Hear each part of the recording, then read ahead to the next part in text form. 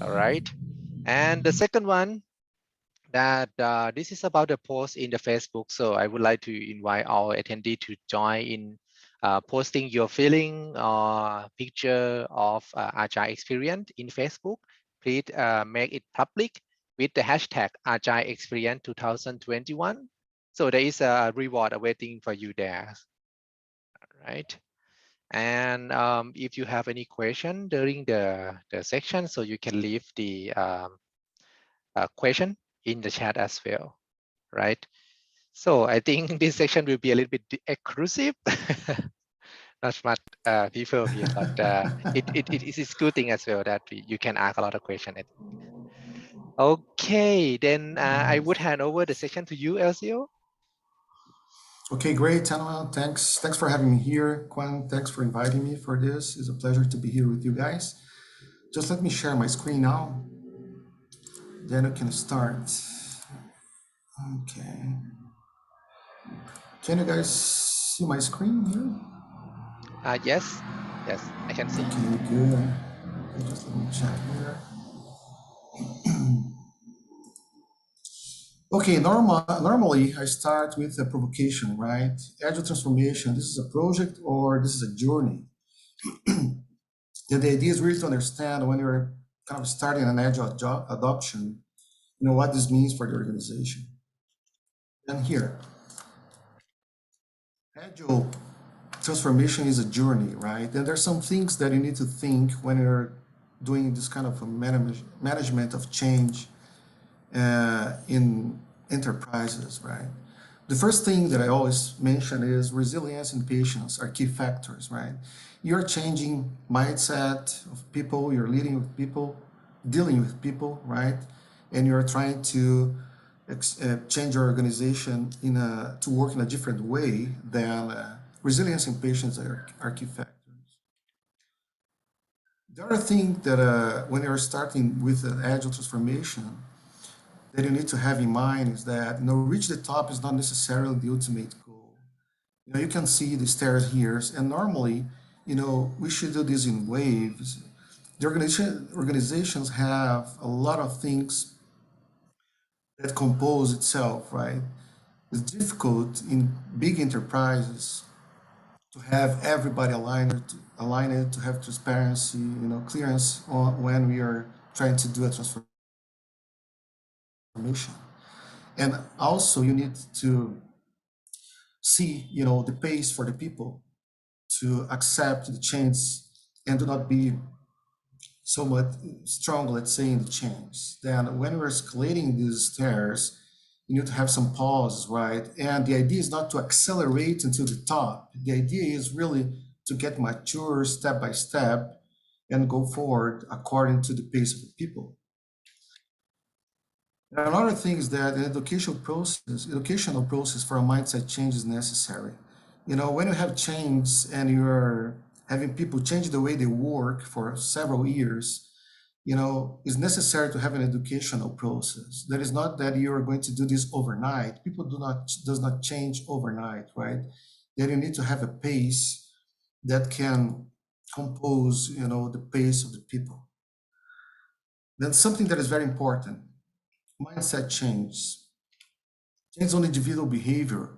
Now, when you're adopting agile, you're kind of giving more autonomy to the people. Sorry, LCO, to interrupt you. Some participants asking about sharing the screen. So can you see the screen? Share again? Yeah, Okay. Chayapon, can you see the screen now? Sorry to interrupt. No problem at all. I saw that someone asked me, right? Yeah. Or I will allow everyone to be able to talk so they can ask the question right away as well. We don't have like a big group. Okay, okay, then. they can see it now. Oh, nice. Okay, that's Okay, nice. Okay, let great. me make everyone ability to talk. Okay, thank you. Okay, yeah. Please feel free to open your microphone and talk. Okay, it can be very interactive today. That's something that I need to have. Can I continue, Tim? Yep, I think yes. If everyone, okay, everyone can see now. Yep. Yes, yes.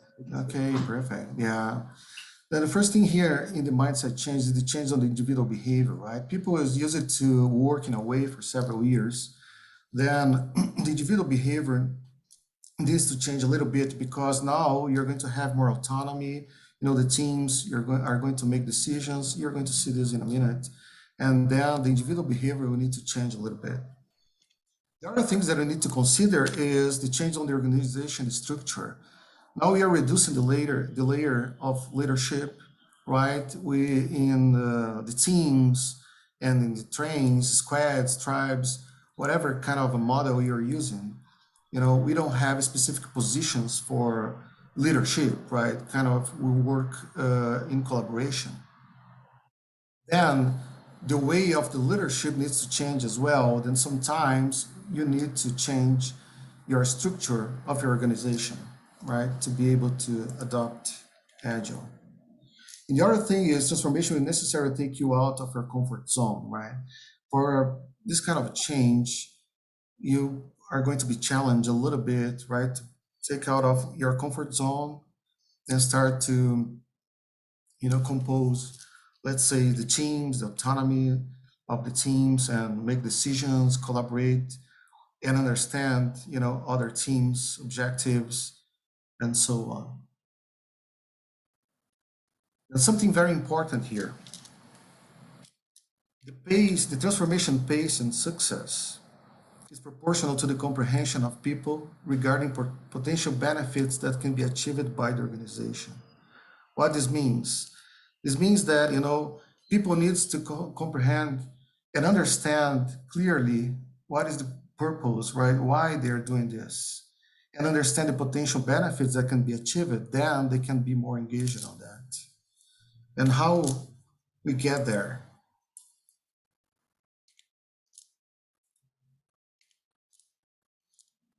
Normally put here sense of purpose, right? Why to change?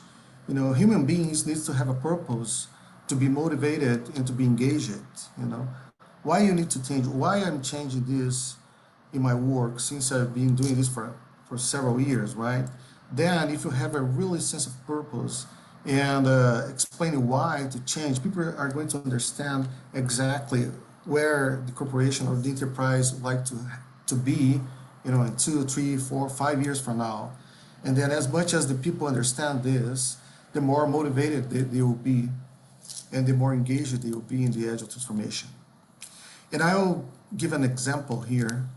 I brought these caravels here as kind of boats to explain how the organizations normally work, you know, big organizations work nowadays.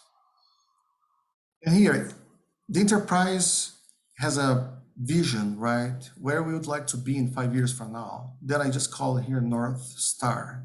This is the point that we would like to achieve in 5 years from now. And the organizations, they have some autonomy, right, to navigate freely. But they need to understand the vision and what is the mission to support the vision, right, to follow, you know, the achievements and the goals. And the lighthouse here is kind of a drive by the management. Then depends on the management, the leadership style, the leadership profile, you know, you can have some influence in where the organizations are going. The organizations normally they have their own objectives, right? And they try their best to achieve the vision, you know, imposed by the enterprise or planned by the enterprise. And then other organizations also have their own objectives to achieve the vision. But sometimes in enterprise, it's difficult to align these organizations here to go to the same direction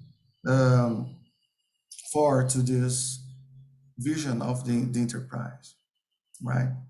Then there's a translation here, what should be the vision and how this organization interprets this vision, you know, to achieve the goals, and how the leadership and the management drive this and give directions to the organizations. Then also, for example, need to be translated also to the teams. Then imagine you have some filters here from the management, you have some filters from the objectives of the organizations, and then this information comes to the teams that needs to interpret as well what is the objective of this organization to achieve the vision. And here is me, right? Elcio here, just trying to understand what's the objectives of the teams that are connected with the objectives of the organizations that drive us to, achieve the goals for the enterprise. Now, this is complex, but it's not complicated, but it's really difficult to align everything, right? Because if you think about enterprise, this organization has his own projects, his own budget, right? His own objectives. This organization as well. Then how can we align? Sometimes one organization, uh, all organizations has kind of a high priorities, right? How can we align to give the highest priority from the enterprise to achieve the vision? Then sometimes one priority might overcome another, and that is not the most important one for that time. Then in agile adoption, what we need to do is really clarify the objectives, kind of align the organizations, have this sentence, one team, one goal. If you have teams, if you have trains, squads, try to put everybody in the same pace to achieve the vision, right? But this is difficult with all these translations, let's say, from the objectives until you get to the people. Then this is the sense of purpose that I was talking about, right? If these people here and everybody in all the layers can understand clear what is the vision, what are the objectives of the enterprise, and what is their contribution to this movement, then this is going to make sense to them. They are going to understand the why, and then people are going to be much more engaged. Then, if you think about the complexity of that, is an agile adoption. In an agile adoption, is it possible to have one size fits all, right? And if you think about the complexity of each organization inside the enterprise, and if you're not aligned at the beginning, it's quite impossible one size fits all. If you think about escalation, you put agile in one team. You start small in a squad or so, then you start to escalate and then have a program involved. And then later you escalate even more, have the portfolio involved.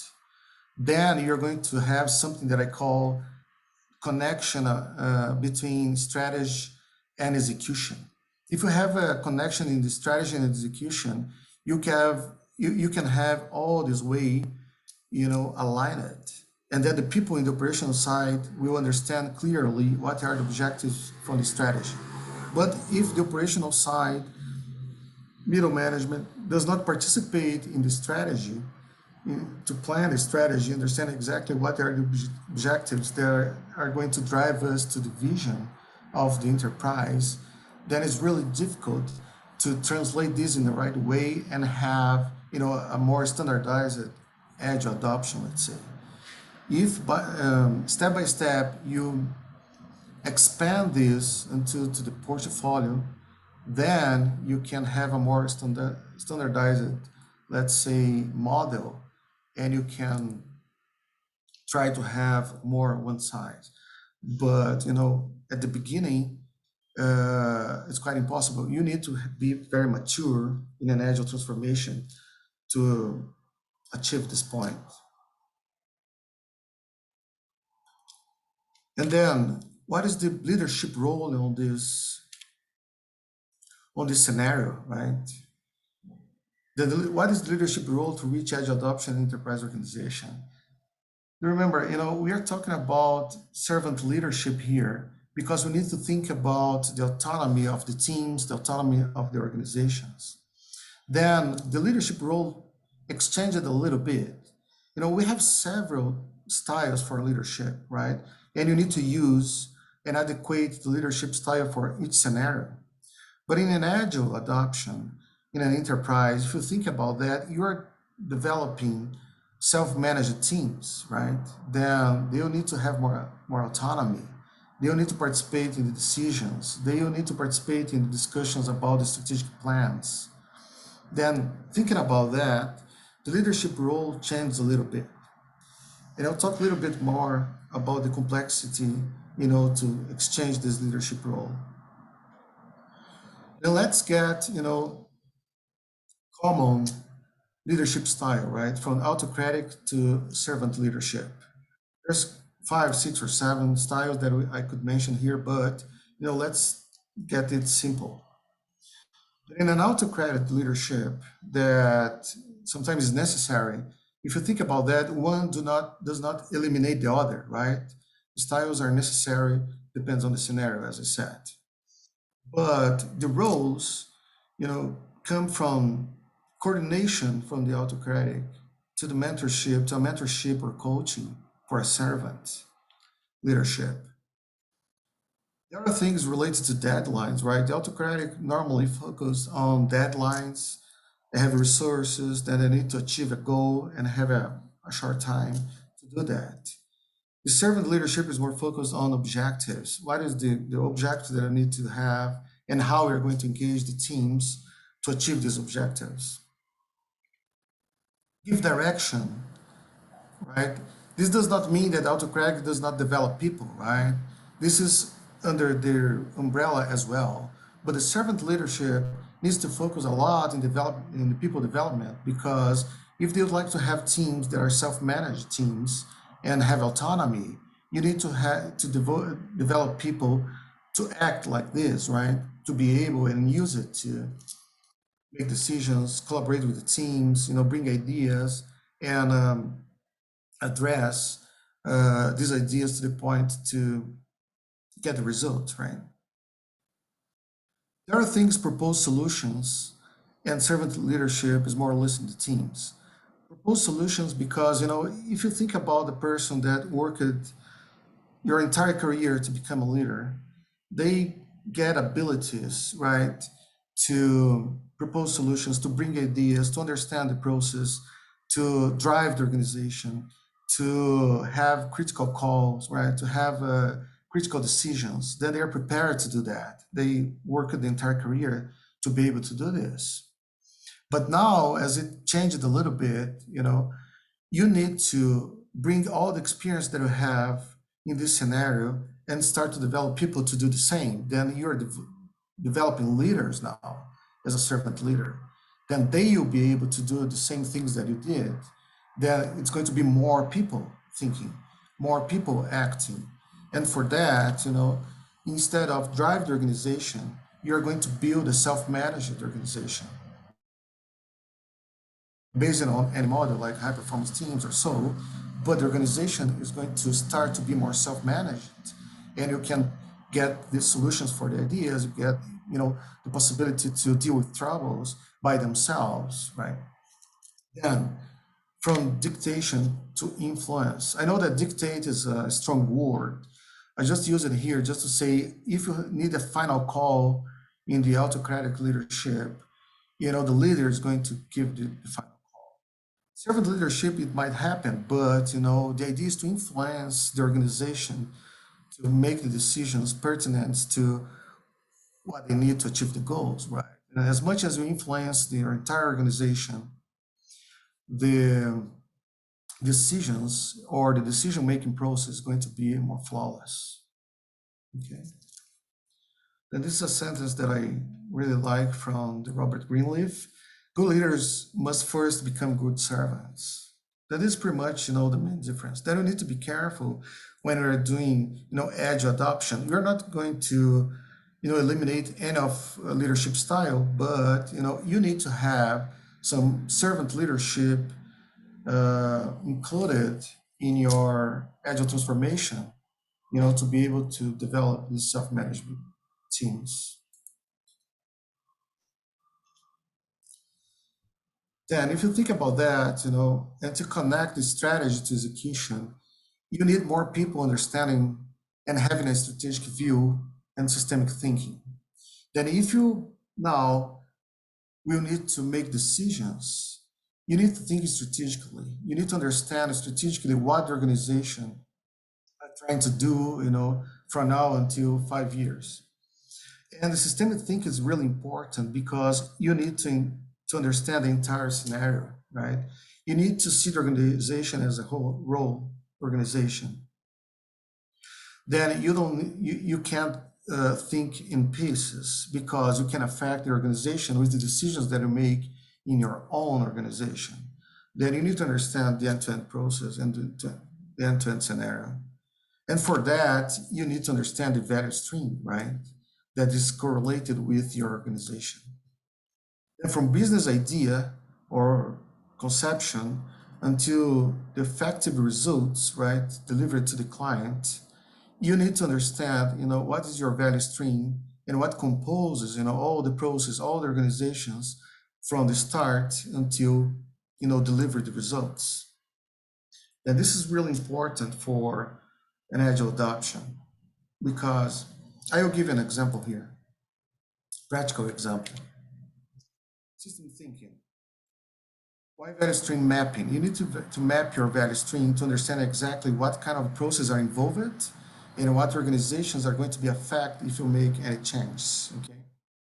The thing is, if you have an idea and a concept as an example here, you can start, you have all these organizations, organization A, two organizations B, two organizations C, to do activities, for this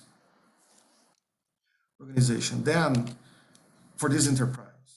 Then each organization has its own demand, right? And to go from an idea to the results in cash, it took 10 weeks in this example. But imagine that organization B here, the first one, results to do an improvement. They identified an optimization here that could be solved in an automation process. That they can automate something here and deliver the demand much faster than before. Then they do this and improve their process, and they reduce a lot the demand. But the problem is, when they did this improvement, instead of 10 weeks, the end-to-end process took for 14 weeks to get results. And why was that? Because if you don't think systemically what happened here, now you deliver much faster than the others, but the other organizations were not aware and could not support the increase of demand and the speed that this organization is delivering to them, and we created a bottleneck here, right? The organization C suffered all the onus to have this automation because this was not thought in a systemic way. And this might happen then when we are doing agile adoption. You really need to understand your value stream. You need to map your value stream to be able to start seeing the scenarios in a systemic thinking, right?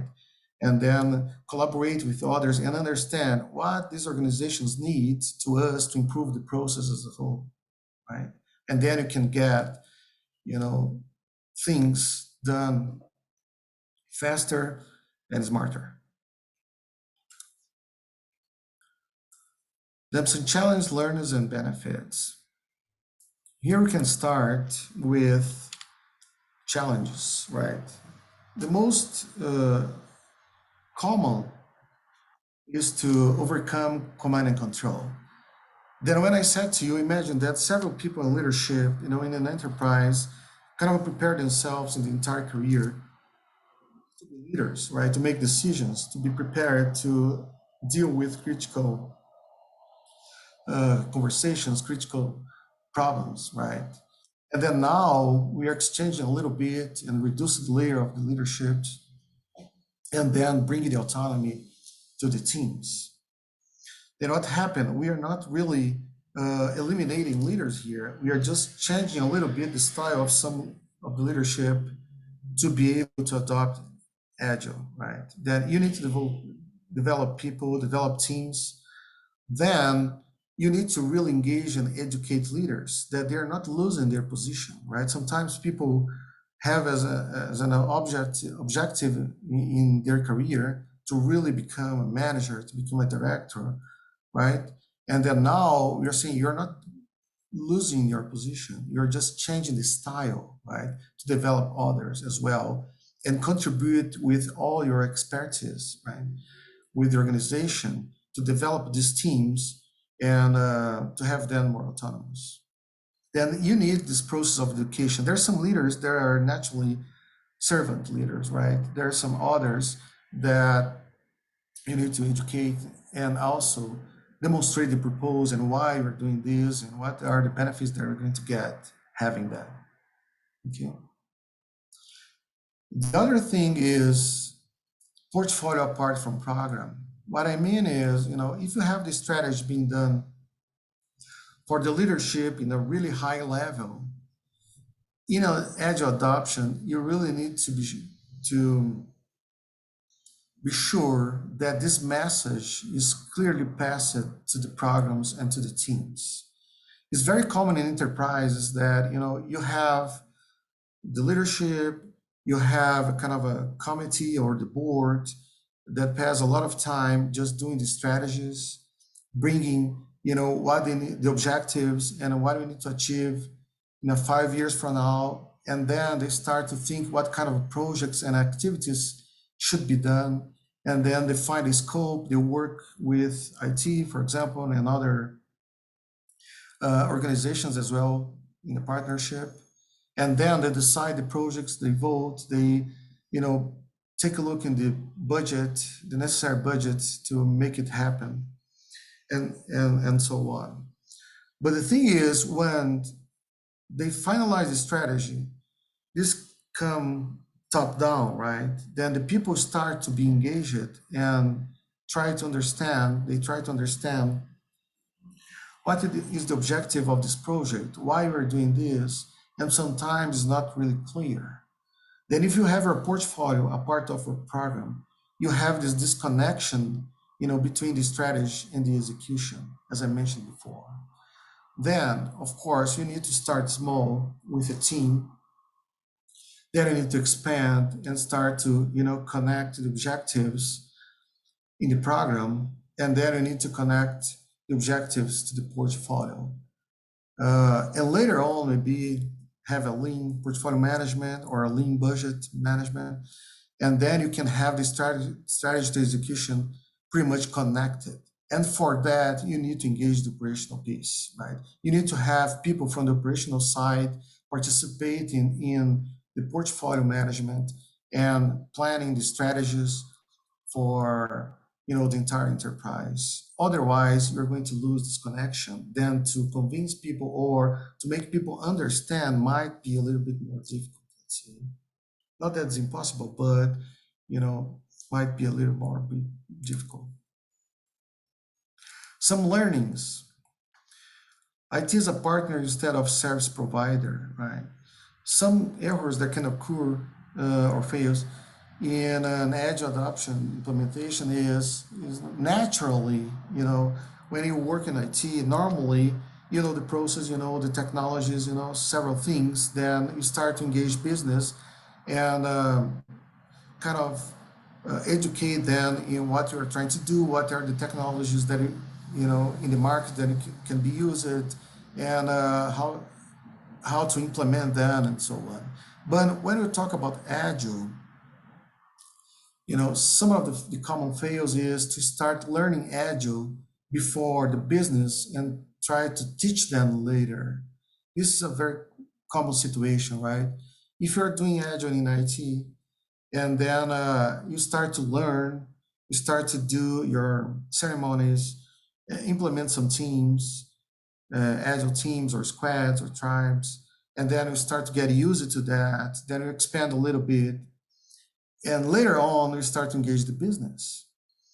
And sometimes we realize in a transformation that if you start your Agile journey together with the business, you're not going to learn and then teach them. You're going to learn with them. And this can increase significantly the partnership with the business because you're not trying to teach anybody. You're really engaging the business since the beginning and then learning with them and listen to their ideas, listen to their perspective, and then you can be much more engaged with their strategy. And then you're going to have a consolidated coalition, between the business and IT. And then you can be this partner instead of just, provide service to them. Then engagement of the business is a key factor, let's say, for an agile adoption. Sometimes it's not possible, but when possible, it's even better. Give teams and trains autonomy. This is the most important here because, when you define the objectives, you need to trust people. The operational side or middle management, the trains, the teams, they have the knowledge, right? They work in the field. They have thousands of ideas, a lot of heads thinking about how to solve problems. They are pretty much engaged with everything that happens in the organization. They are your assets, the enterprise assets, right? Then when you give the teams, trains, tribes, autonomy, you'll see the difference what they can do, right? The amount of solutions that they can provide when they collaborate to each other. The other thing is to connect the organizations, right? Teams talking with teams of teams, right? And then bring the solutions, bring the ideas, and execute. They are able not only to bring the ideas, right, but they execute this. And then you can, from the bottom up, you can adequate your strategy or re-adequate your strategy for that. Then this is going to give a boost, let's say, to the enterprise to really go to the right direction if we have this autonomy and the teams making decisions, right? But for that, they need to be prepared. The other thing is retrospect and re-adequate to evolve, right? Something that we can see, sometimes we start a transformation and the people kind of escalate a little bit, and then they get used to the ceremonies and they reduce the retrospection because sometimes there's so many things, so many demand, then people start to get more and more work and reduce the time for retrospect and see what can be better. But the retrospect is a key ceremony, right, in Agile, because Agile is something that you need to evolve and to get mature. And for that, you need to retrospect, you need to understand how the team is working, the profile and style of, the team members, the profile and style of the people in other layers, in other organizations. You need to understand if your ceremonies are being effective, if you're prioritizing the right way, if you're preparing your backlog in the right way, if you're dealing with people or the right people to make solutions, if you have all the people in your team with the necessary expertise, right, to provide everything that you need in the cycles that you're engaged in, right, to deliver and bring results, then all this stuff is really important. Then for that, you need to retrospect and immediately re-adequate and act differently based on your learnings, right, to evolve in this journey. And the benefits are the common ones, right? The transparency, more value delivered, predictability, cost reduction. But one of the most important for me, at least, is motivated teams based on a sense of purpose. As I said before, right, human beings, they work they get engaged when they have a purpose, when they understand the why they are doing this. Now, if you think about philanthropic work, the people get engaged in a cause that has a deep purpose, and they work for free. I'm not saying that you're going to work for free here. What I'm saying is that, human beings are much more engaged when you have a purpose behind the scenes and they understand why they're doing this. Then when you have a collision, let's say, among the organizations, and you can be very clear and transparent regarding the purpose of the Agile adoption, people will be naturally engaged and they will be naturally motivated to be there. This is going to start a cycle, like a positive cycle. Then when people will start to see the results and the management are going to be much more interested, then the people will start to volunteer themselves to work more and more in this Agile way, let's say. Okay.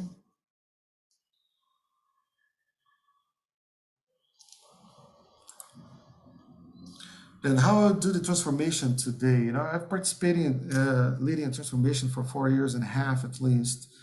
And all the stuff that I'm, bringing here is just based on the experience. That's something that I've learned during this process, a lot of things that I mentioned already. I'll summarize here for you guys. Now, the first thing, business and IT partnership since the beginning. As I mentioned, instead of you teach the business or try to learn first and then teach the business, would be much better, in my perception. You have the business since the beginning engaged and learn with them. Then you can really be engaged with their strategy, their perception, their objectives, and then you can adequate much better, if you understand that. And then working together is really a collaboration among organizations. And if you think about scaling, right?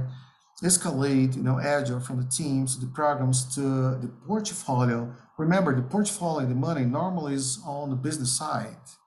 Then, if you can get this aligned, then we'll see that's much easier, right? People to understand and start to plan a strategy based on this agile adoption, right? And later, for example, if you need to use a lean budget, it's going to be much easier to convince, the business if they understand since the beginning.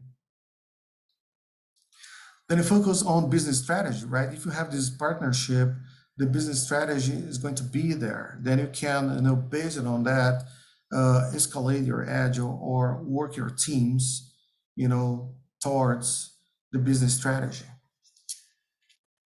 The other thing is use the organization knowledge in your own benefit.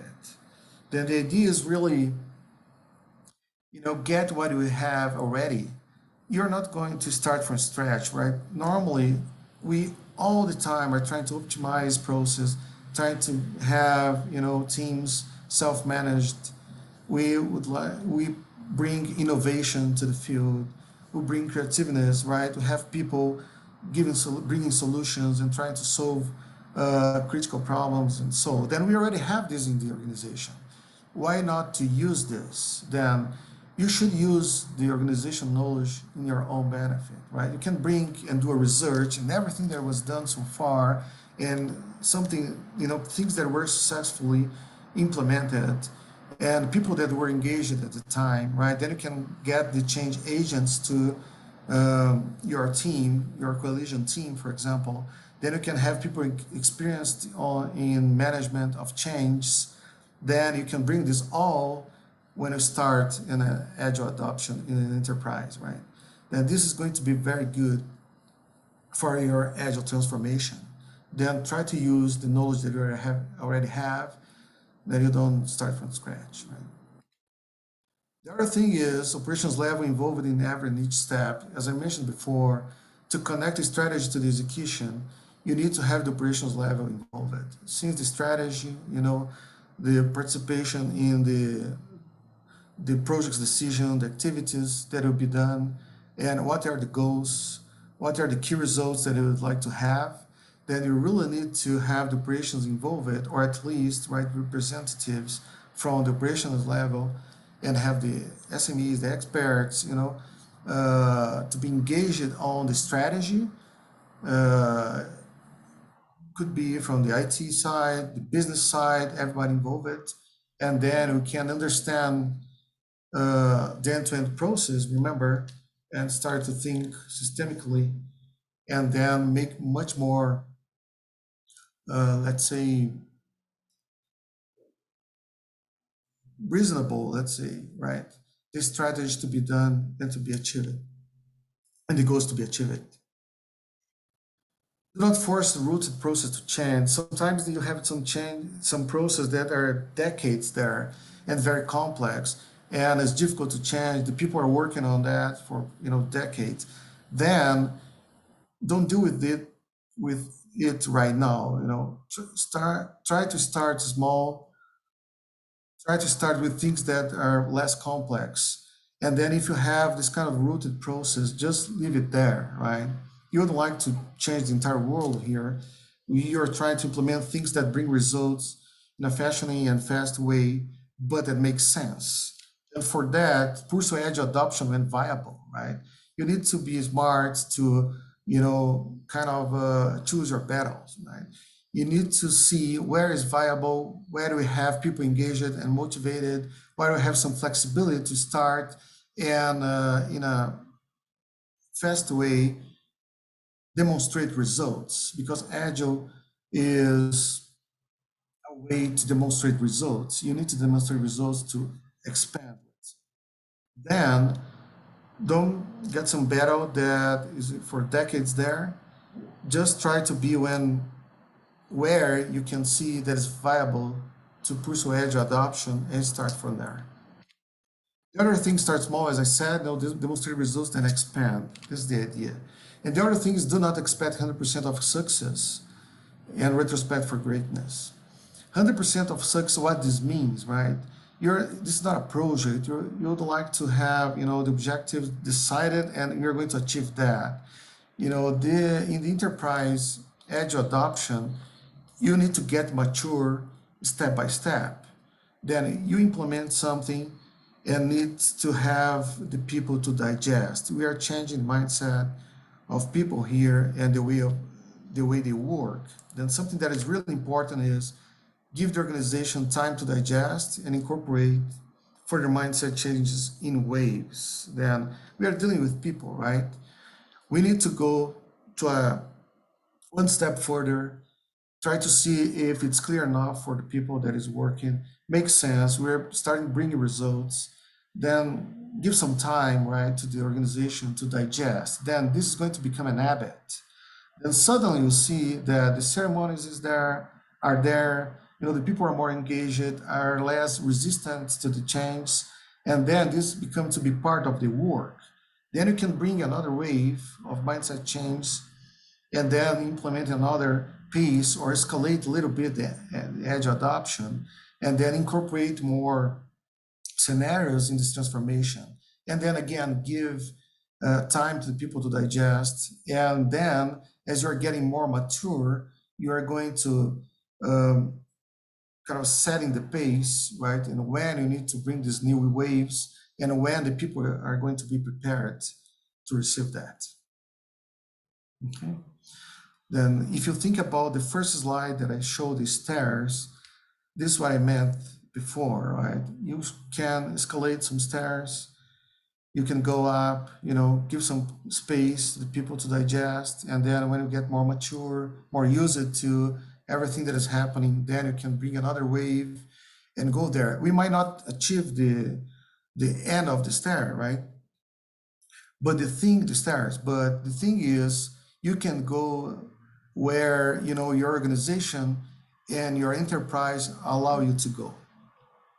Then we're kind of achieving the end of the presentation here. Then something that I would like just to have as the ultimate tip or the message is keep it simple, right? Do not complicate things. Try to start small. Try to implement your team, agile teams, squads, tribes, or a small agile team.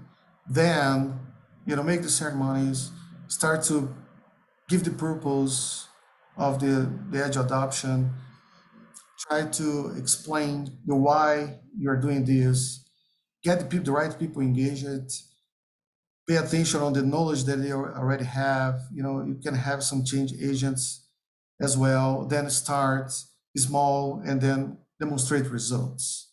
Then as people start to be interested and the management see the results, you can expand slowly, let's say, and then try to go to the programs. And then when people are engaged and understanding, the purpose and the why, and understanding this mechanism, then you can expand even more until get to the portfolio that would be the ideal world, let's say, in an enterprise adoption.